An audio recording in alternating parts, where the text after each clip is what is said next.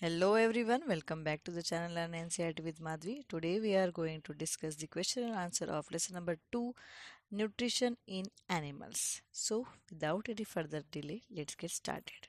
Question number 1, fill in the blanks. A. The main steps of nutrition in humans are dash dash dash dash and dash. तो इस question में पूछा है the main steps of nutrition in humans कौन से है. So the answer is the main steps of nutrition in humans are ingestion, digestion, absorption, assimilation, ingestion. B. The largest gland in the human body is dash. तो हमारी body के अंदर जो सबसे बड़ी ग्लैंड है, जो ग्रंथि है, वो कौन सी है? तो आंसर है यहाँ पे the largest gland in the human body is liver. C. The stomach releases hydrochloric acid and dash juices which act on food. तो स्टमक कौन से ऐसे हाइड्रोक्लोरिक एसिड रिलीज करता है जो भी हम खाना खाता है उसके लिए, उसको डाइजेस्ट करने के लिए, और क्या करता है कि वो उसके खाने पे एक्ट करता है, उस पर असर करता है वैसे. तो आंसर है यहाँ पे the stomach releases hydrochloric acid and digestive juices which act on food. D. The inner wall of the small intestine has many finger-like outgrowths called dash. तो जो हमारी स्मॉल इंटेस्टाइन होती है उसकी जो अंदर की वॉल रहती है उसके अंदर बहुत सारे छोटे छोटे फिंगर जैसा आउटग्रोथ्स रहते हैं, तो उन्हें क्या कहा जाता है? तो आंसर यहाँ पे the inner wall of the small intestine has many finger like outgrowths called villi. E. Amoeba digest its food in the dash. Amoeba उसका फूड कहाँ पे डाइजेस्ट करता है? तो amoeba digest its food in the food vacuole. Question number 2. Mark T if the statement is true and if it is false. A. Digestion of starch starts in the stomach.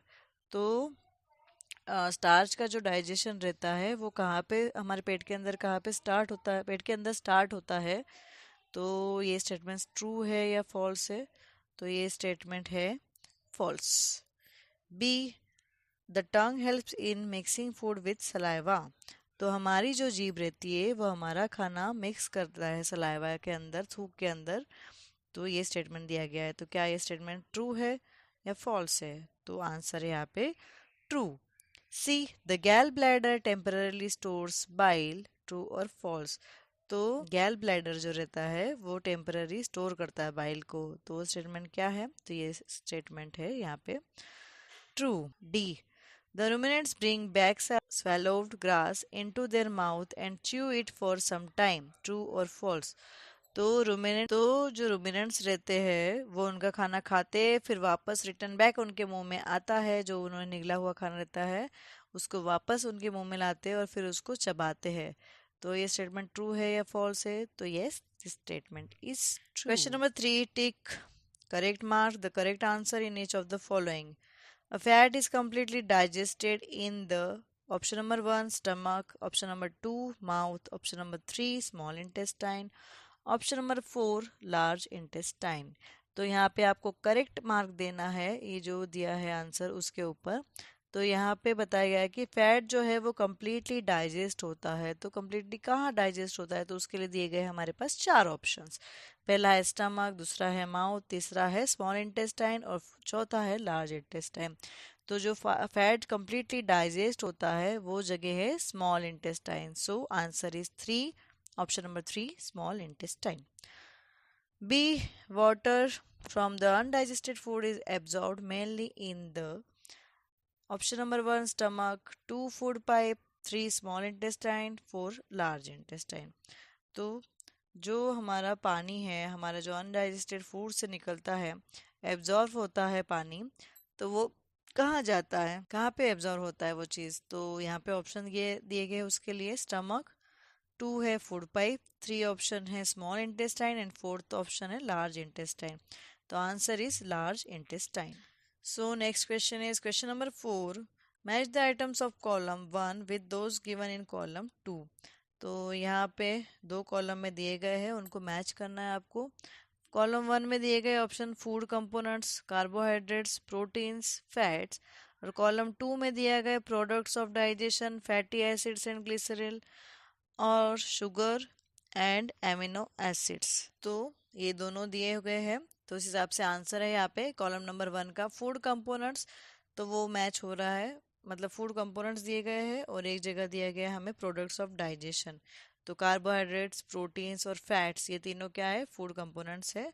और जो products रहते हैं digestion के, तो वो कौन कौन से, sugar, amino acid, fatty acids and glycerol, ये सारे रहते हैं उनके डाइजेशन प्रोडक्ट्स रहते हैं।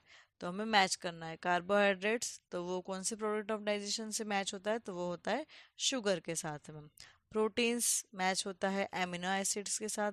फैट्स मैच होता है फैटी एसिड्स और ग्लिसरॉल के साथ में। Next question is question number 5, what are villi, what is their location and function. तो क्वेश्चन नंबर 5 में यहाँ पे पूछा गया हमें कि विली क्या होता है, उनकी लोकेशन कहाँ पे रहते, वो हमारी बॉडी में कहाँ पे रहते, किस जगह पे रहते, और उनका फंक्शन क्या है, वो क्या काम करते हैं हमारी बॉडी के अंदर। तो आंसर है इस क्वेश्चन का, the finger like projections in the inner walls of the small intestine is called villi. These are found in small intestine.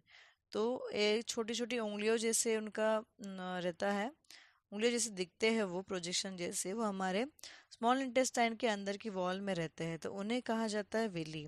और वो कहाँ मिलते हैं हमें, तो वो हमारे बॉडी का जो पार्ट है स्मॉल इंटेस्टाइन, तो उसके अंदर मिलता है। और इसका फंक्शन क्या है, the villi increase the surface area for absorption of the digested food.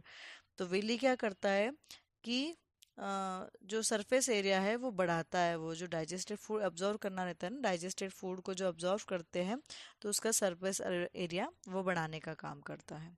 Question number 6, where is the bile produced, which components of the food does it help to digest. तो बाइल कहाँ पे बनता है और उसको help करने के लिए, मतलब डाइजेशन के लिए हेल्प करने के लिए कौन सा कंपोनेंट यूज होता है। तो आंसर है यहाँ पे, bile is produced in liver, the bile जो stored in sac called the gall bladder, it helps in the digestion of fats. तो बाइल कहाँ पे प्रोड्यूस होता है, तो वो लीवर के अंदर प्रोड्यूस होता है। और गैल ब्लैडर के अंदर एक सैक रहता है, उसके अंदर बाइल जूस स्टोर होता है। और वो क्या हेल्प करता है, तो वो हेल्प करता है कि हमारा फैट्स डाइजेस्ट होने में वो हेल्प करता है। क्वेश्चन नंबर 7 है यहाँ पे, name the type of carbohydrate that can be digested by ruminants but not by humans, give the reason also. तो जो कार्बोहाइड्रेट्स रहते हैं वो रूमिनेंट्स जो रहते हैं वो डाइजेस्ट कर सकते हैं, बट इंसान नहीं डाइजेस्ट करते हैं। तो इसका कारण क्या है, ये इस क्वेश्चन में पूछा गया है। आंसर है यहाँ पे, cellulose is the carbohydrate that can be digested by ruminants. Ruminants have large sac like structure between the small intestine and large intestine. The cellulose of the food is digested by the action of certain bacteria which are not present in the humans. तो cellulose जो रहता है वो एक है carbohydrates रहते हैं, तो वो किस में हेल्प करता है, तो जो रूमिनेंट्स रहते हैं उनकी डाइजेशन प्रोसेस में वो हेल्प करता है। और रूमिनेंट्स के अंदर क्या रहता है, तो बड़ी सी सैक जैसा एक स्ट्रक्चर रहता है स्मॉल इंटेस्टाइन और लार्ज इंटेस्टाइन के बीच में, बड़े से थैले जैसा स्ट्रक्चर रहता है, वो ये जो दोनों इंटेस्टाइन है स्मॉल और लार्ज इंटेस्टाइन, उन दोनों के बीच में रहता है। और सेलुलोज जो है तो वो डाइजेस्ट करता है, और सेलुलोज के अंदर कुछ डाइजेस्टेड बैक्टीरिया जैसे रहते हैं, तो वो डाइजेशन में हेल्प करते हैं उनको खाने के लिए। तो वो जो रहते हैं वो एनिमल्स के अंदर रहता है, वो ह्यूमन बॉडी के अंदर प्रेजेंट नहीं रहता है। तो ये उसका रीज़न हो गया। Question number 8, why do we get instant energy from glucose. तो क्वेश्चन नंबर 8 में पूछा है कि हमें ग्लूकोज से एकदम इंस्टेंट एनर्जी कैसे मिलती है। आंसर है, because it easily breaks down in the cell with the help of oxygen which provides instant energy to the organism.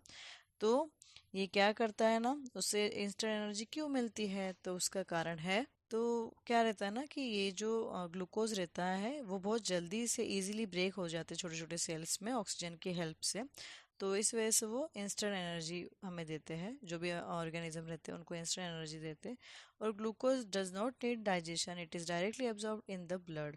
तो ग्लूकोज को ना डाइजेशन की ज़रूरत नहीं होती है, वो डायरेक्टली ब्लड के अंदर एब्जॉर्व हो जाता है, मतलब जो डाइजेशन का पार्ट है वो उसका बच जाता है, और वो डायरेक्टली ब्लड से मिलने की वजह से हमें इंस्टेंट एनर्जी मिल जाती है। Question number 9, which part of the digestive canal is involved in. तो यहाँ पे बताया गया है कि कौन सा पार्ट है डाइजेस्टिव कैनल का और किस में वो इन्वॉल्व है। तो फर्स्ट यहाँ पे दिया गया है ऑब्जर्प्शन, एब्जॉर्प्शन ऑफ फूड। तो एब्जॉर्प्शन ऑफ फूड में क्या है, एब्जॉर्प्शन ऑफ फूड कहाँ पे इन्वॉल्व रहता है, तो ये चीज़ इन्वॉल्व होती है स्मॉल इंटेस्टाइन में। सेकंड है चीविंग ऑफ फूड, चू करते जो हम खाना, तो वो कहाँ पे होता है ये प्रोसीजर, तो ये होता है माउथ के अंदर होता है। थर्ड है किलिंग ऑफ बैक्टीरिया, तो बैक्टीरिया मारने का काम तो वो कौन करता है, तो वो होता है स्टमक के अंदर। Fourth one is complete digestion of food, तो कंप्लीट डाइजेशन जो रहता है खाने का, तो वो किसके अंदर होता है, तो वो होता है स्मॉल इंटेस्टाइन के अंदर। Fifth one is formation of fishes, तो फिशेस का फॉर्मेशन कहाँ पे होता है, तो वो होता है लार्ज इंटेस्टाइन के अंदर। Question number 10, right one similarity and one difference between the nutrition in amoeba and human beings, तो आपको एक सिमिलरिटी बतानी है और एक डिफरेंस बताना है न्यूट्रिशन इन अमेबा और ह्यूमन बींग्स के बीच में। तो सिमिलरिटी देख लेते हैं हम आंसर में पहले। तो सिमिलरिटी है यहाँ पे, the digestive juices in amoeba are secreted into food vacuole and in human beings the digestive juices are secreted in stomach and small intestine. तो जो अमेबा के अंदर डाइजेस्टिव जूसेस रहते हैं ना, तो वो होते हैं फूड वैक्यूल के अंदर, और ह्यूमन बींग्स के अंदर जो डाइजेस्टिव जूसेस रहते हैं तो वो रहते हैं स्टमक में और स्मॉल इंटेस्टाइन के अंदर। Then the juices convert complex food into simpler soluble and absorbable substances. तो उसके बाद में क्या होता है ना कि जूसेस जो है वो कन्वर्ट होते हैं कॉम्प्लेक्स फूड के अंदर, और उसको वो सिंपलर सोल्यूबल बनाते हैं, और फिर वो सब्सटेंसेस जो रहते हैं उसके अंदर की जो चीज़ें हैं उनको अब्जॉर्ब करते हैं। और ये हो गया सिमिलरिटी। और नेक्स्ट वन है डिफरेंस, तो डिफरेंस है दोनों में। Amoeba captures the food with the help of pseudopodia and engulf it, and in human beings food is taken by the mouth. तो अमेबा जो कैप्चर करता है वो सुडोपोडिया से करता है और उसको इनगल्फ कर देता है खाने को, और ह्यूमन बींग्स जो है वो मुंह से खाना अंदर लेते हैं। तो ये इन दोनों में डिफरेंस है। Question number 11, match the items of column 1 with suitable items in column 2। तो मैच करना है, दोनों यहाँ पे कॉलम दिए गए। कॉलम 1 में है first salivary gland, B stomach, C liver, D rectum, E small intestine, F large intestine. और कॉलम 2 में ऑप्शंस दिए गए, bile juice secretion, second storage of undigested food faeces, third है saliva secretion, fourth one is acid release, fifth one in digestion is completed, and six one is absorption of water. तो ये दो column दिए हैं और इन दोनों को एक दूसरे के साथ में मैच करना है। तो यहाँ पे आंसर है कॉलम 1 में फर्स्ट ले लेते हैं सलाइवरी ग्लैंड, तो ये मैच होता है सलाइवा क्रिएशन से। बी स्टमक, उसके लिए ऑप्शन नंबर 4 है, तो उससे मैच होता है ये acid release. C liver, liver match होता है first one bile juice secretion से। डी है रेक्टम, रेक्टम मैच होता है option 2 storage of undigested food faeces. And E small intestine, वो मैच होता है वी से, फिफ्थ वन से digestion is completed. F large intestine, वो मैच होता है सिक्स ऑप्शन से एब्जॉर्प्शन ऑफ वाटर के साथ में। Question number 12, label figure 2.11 of the digestive system as given in the book. तो यहाँ पे हमारा डाइजेस्टिव सिस्टम का डायग्राम दिया गया है और उसको कहा गया है कि उसको लेबल करना है, आपको नाम बताने हैं उनके, कहाँ का कौन से पार्ट्स के क्या क्या नेम्स हैं। तो फर्स्ट हम यहाँ पे ले लेते हैं ऊपर से। तो फर्स्ट है ऊपर वाला जो पोर्शन है आपका किडनी बीन्स जैसा, लाइक राजमे जैसा, तो वो हो गया हमारा स्टमक। स्टमक के साइड में जो छोटा सा पार्ट है राउंड सा, वो हो गया हमारा गैल ब्लैडर। नीचे आते हैं तो नीचे है ये पैनक्रियाज। उसके नीचे हम अगर आते हैं तो वहाँ पे बीच का पोर्शन जो है टेढ़े मेढ़े सा, वो हो गया हमारा स्मॉल इंटेस्टाइन, और आजू बाजू जो बड़ी सी दिख रहा है तो वो है हमारा लार्ज इंटेस्टाइन। स्मॉल इंटेस्टाइन से खाना आता है लार्ज इंटेस्टाइन के अंदर, वहाँ से जाता है वो रेक्टम, रेक्टम यहाँ दिखाया गया है। और नीचे है यहाँ पे एनस, एनस से जो अनडाइजेस्टेड फूड रहता है वो हमारा निकल जाता है, जो वेस्टेज फूड रहता है वो सारा निकल जाता है। Question number 13, can we survive only on raw leafy vegetables और ग्रास, डिस्कस। तो क्या हम सिर्फ रॉ या फिर पत्ते वाली सब्जियां या फिर घास खा के सर्वाइव कर सकते हैं, ये पॉइंट आपको यहाँ पे डिस्कस करना है। तो आंसर है इस चीज़ का, we know that the animals, fungi, bacteria, non green plants and human being do not have the ability to make their own food. तो जैसे कि आपको पता है कि ह्यूमन बींग्स है, जैसे कि एनिमल्स है, फंगी है, बैक्टीरिया है, या फिर जो हरे पत्तेदार सब्जियां नहीं है वो, तो उन सब में कैपेबिलिटी नहीं है अपना खुद का खाना खुद बनाने की। They depend upon autotrophs for their food directly or indirectly. The green plant, leafy vegetables, grass trap solar energy and make their own food in the form of glucose. तो वो जो एनिमल्स रहते हैं, fungi, bacteria, non green plants या फिर human beings है, तो वो डिपेंडेंट है डायरेक्टली या फिर इनडायरेक्टली किसी और चीज़ों पे डिपेंडेंट है। तो उनके बाहर से खाना लेना ही पड़ता है, वो खुद अपना खाना नहीं बना सकते। और इसके अलावा जो ग्रीन प्लांट्स है, जो लीफी वेजिटेबल्स है या फिर ग्रास जो है, वो क्या करते हैं, तो सोलर एनर्जी जो रहती है सूरज की किरणों की हेल्प से वो अपना खुद का खाना खुद बना लेते हैं ग्लूकोज के फॉर्म में। So we can say that leafy vegetables and grass can provide sufficient energy to help us survive. तो इसीलिए जो है जो लीफी वेजिटेबल्स है या फिर ग्रास है, तो वो सफिशिएंट एनर्जी हमें प्रोवाइड करते हैं हमें सर्वाइव करने के लिए। तो ये हो गया आंसर इस क्वेश्चन का। सो एवरीवन, यहाँ पे हमारे क्वेश्चन एंड आंसर कंप्लीट हो गए हैं lesson number 2 nutrition in animals के। और आई होप आपको अच्छे से समझ में आए होंगे। मैंने कोशिश की कि आपको अच्छे से समझ में आए कि क्वेश्चन उसको अच्छे से डिस्क्राइब करने की कोशिश की है यहाँ पे। और किसी भी पॉइंट में नहीं समझ में आया होगा तो आप कमेंट बॉक्स में, कोई क्वेश्चन नहीं समझ में आया होगा अगर आपको, तो आप कमेंट बॉक्स में कमेंट कर दीजिएगा। और किसी पॉइंट पे ये वीडियो अगर अच्छी लगी हो तो please like share and subscribe कर दीजिएगा। So bye bye, take care and lots of blessings to all of you. Thanks for watching.